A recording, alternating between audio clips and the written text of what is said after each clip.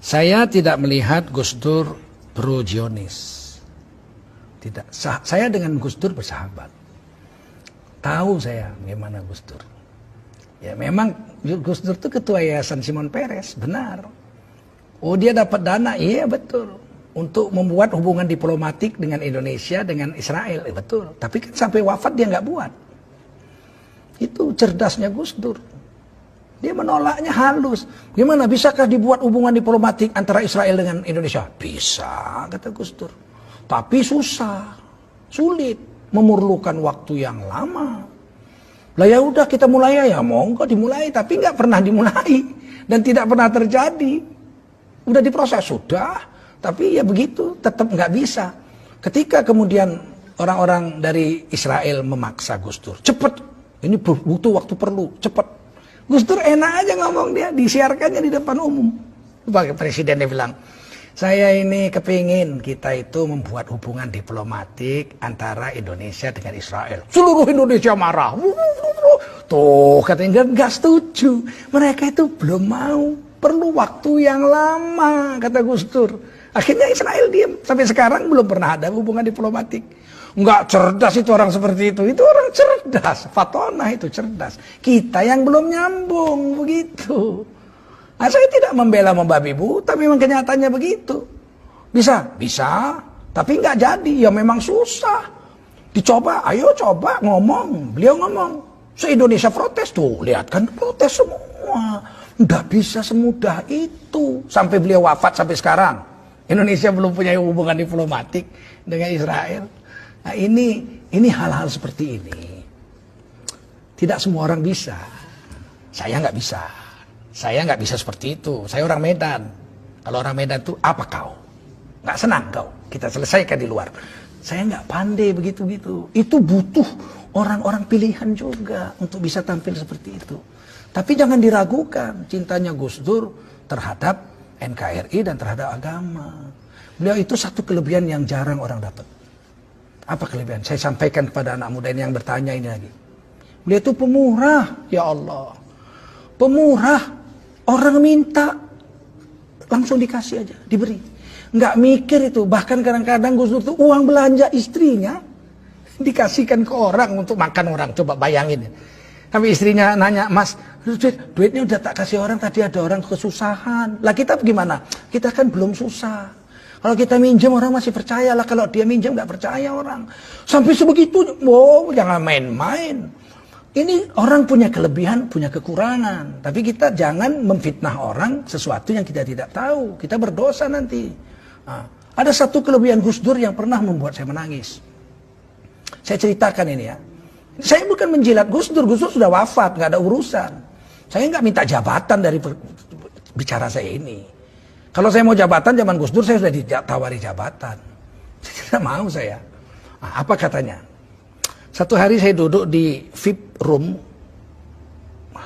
airport Pekanbaru. Saya tamu gubernur.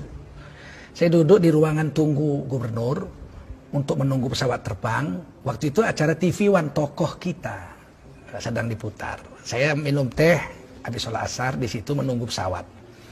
Tiba-tiba muncul situ tokoh kitanya itu Gus Dur. Gus Dur. Tapi beliau sudah wafat. Tokoh kita begini-begini. Kemudian ibu belum wafat Gus Dur. Ibu Sinta Nuria diwawancarai. Apa sih kelebihan Gus Dur itu? Kata pewawancara itu kepada Ibu Sinta Nuria. Kemudian Ibu Sinta mengatakan sebagai istri beliau sekian tahun. Kelebihan Gus Dur itu yang saya rasakan sangat menonjol. Tidak pernah komplain soal makan. Kemudian apalah Gus Dur duduk di tempat tidur amben kecil begitu, pakai celana sedengkul, pakai kaos, makan. Nah, lauknya itu cuman ayam goreng paha sebuah, nggak ada sayurnya, nggak ada sambalnya, nggak ada kecapnya, nasi putih. Jadi nasi putih ayam, disendok nasinya ke mulut pakai sendok, ayamnya digraut pakai tangan. Kemudian Gus Dur makan, disuting begitu. Jadi itulah kelebihan Gus Dur yang membuat saya itu bahagia, kata Ibu Sinta Nuria. Salah satunya seumur hidup perkawinan kami beliau tidak pernah komplain soal makanan. Saya langsung keluar dari situ nangis saya. Sebab kelemahan saya paling besar adalah komplain makanan. Saya sejak kecil ibu saya itu pandai masak dan saya anak laki-laki satu-satunya. perempuan 6, laki-laki 1. Sehingga saya makan tuh sangat dimanja. Mau pakai gulai, pakai ini, namanya orang Melayu. Ikan goreng, gulai, segala sambal. Saya keluar, istri saya orang Banten. Sejak kawin tuh biasanya rebus-rebus lalap, rebus-rebus lalap. Sempat saya bilang satu hari makanan ini, makanan kambing ini saya bilang. Sampai istri saya menangis. Sebab kami orang Melayu lemak-lemak kayak kelapa. Dia lalap-lalap, tiap hari lalap-lalap rebus, lalap-lalap rebus. Jengkel juga saya. Saya keluar, saya ambil handphone. Saya telepon istri saya di Jakarta, saya bukan baru. Adik, iya bang, abang pulang. Pulang dek, abang sedang nunggu pesawat. Loh abang kok nangis? Saya bilang, saya minta maaf adik. Saya selama ini selalu komplain soal makan. Pernah saya bilang makanan kambing. Kadang-kadang saya banting juga meja gitu. Gak suka saya, makanan gak enak. Saya minta maaf. Istri saya bilang, abang sehat bang. Abang kan gak apa-apa kan. Nanti abang jatuh naik kapal terbang. Enggak dek, saya istilah Melayu buang tabiat. Orang mau mati itu tingkahnya aneh-aneh gitu. Saya bilang tidak, saya tidak buang tabiat. Enggak ada tingkah aneh-aneh. Saya baru dengar Gus Dur. Ibu Santa Nuria diwawancarai. Ternyata kelebihan Gus Dur nggak pernah komplain soal makan. Saya jadi teringat Rasulullah. Rasulullah itu mengatakan dalam hadis, saya tahu hadisnya. Jangan komplain soal makanan. Kalau enak kamu makan, kamu puji. Kalau kamu rasa nggak enak, jangan kau caci, tapi jangan kau makan. Pergi aja, jangan kau caci. Nah saya mencaci makanan, padahal saya tahu hadis. Saya pikir itu kan cuma Rasul yang bisa buat. Kenyataannya Gus Dur bisa buat. Ngapain mesti belajar tidak komplain makanan kok sampai jauh-jauh nunggu sahabat Nabi atau zaman Nabi. Wong zaman sekarang aja ada orang. Saya bilang gitu, maafkan saya janji. Saya tidak akan komplain lagi soal makanan kepadamu. Sampai di Jakarta saya pulang dipeluk istri saya. Ya Allah bang, abang nonton itu? Iya, saya nggak punya TV di rumah, nggak nonton TV. Tapi di VIP room itu ada televisi. Pas TV One tokoh kita. Jadi saudara-saudara, saya tidak menjilat Gus Dur. Gus Dur sudah wafat, nggak ada dapat jabatan saya dengan kata-kata ini. Tapi wajib menceritakan orang yang sudah wafat itu kebaikan-kebaikannya saja. Haram menceritakan aib orang yang sudah mati. Karena orang yang sudah wafat itu telah sampai kepada perbuatannya. Kita ceritakan baik-baiknya aja. Nah, Gus Dur itu orang baik, cucu orang soleh, anak orang soleh. Nah, jadi demikian, mudah-mudahan ada manfaatnya pertemuan ini. Terima kasih atas pertanyaan saudari kita tadi. Dan semoga kita bisalah bersangka baik kepada tokoh kita, Ki Haji Abdurrahman Wahid atau Gus Dur.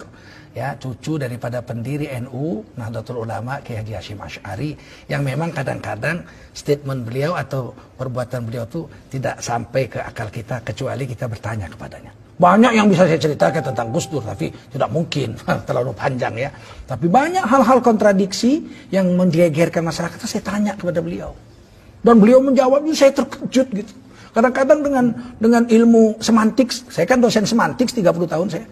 Dengan ilmu semantik itu saya kaget itu kadang-kadang. Ya, hebat sekali sahabat saya ini, saya pikir, inilah mudah-mudahan ada manfaat. Berhentilah kita bersangka buruk kepada orang yang sudah wafat. Kalau masih hidup boleh kita kritik langsung. Sekeras apapun kritik kepada pejabat negara boleh. Karena itu dilindungi Undang-Undang Dasar 1945. Asal jangan bersangka buruk. Kritik aja silakan, atau nanya. Kalau nggak jelas tanya, pakai tanda tanya. Soal dia jawab atau nggak jawab bukan urusan kita. Kita sudah nanya, kita sudah sampaikan. Kita tulis surat terbuka biar dia baca, biar jawabannya dibaca orang. Dia jawab syukur, nggak dijawab kita sudah sampaikan kewajiban kita. Undang-Undang Dasar 45 pasal 28 ayat 1, 2, 3 dan seterusnya menjamin tiap-tiap warga negara untuk berkumpul dan bersuara mengeluarkan pendapatnya. Wallahu a'lam bishawab.